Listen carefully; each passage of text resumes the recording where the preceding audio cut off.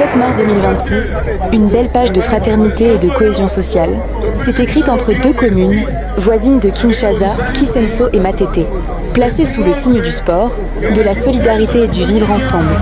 Cette journée a été organisée par la société civile réunie au sein de la plateforme Bomoko.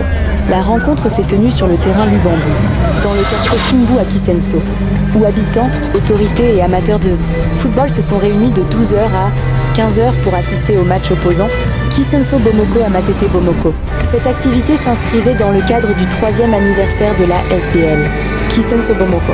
Plusieurs autorités administratives, politiques et civiles ont répondu présentes pour soutenir cette initiative citoyenne.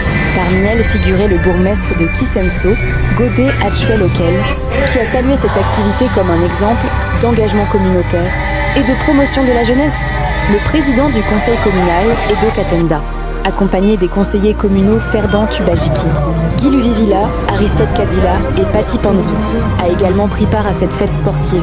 La rencontre a aussi bénéficié du soutien des élus nationaux du district du Mont-Namba. Les honorables Joseph Muna Kiangebeni et Venance Yanga Mboyo ont marqué leur présence et réaffirmé leur engagement en faveur de l'encadrement de la jeunesse par le sport.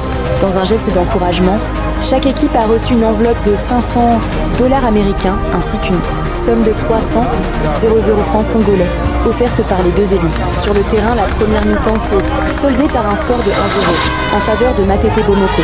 Au retour des vestiaires, Kisenso Bomoko a réagi et a égalisé grâce à une belle action offensive.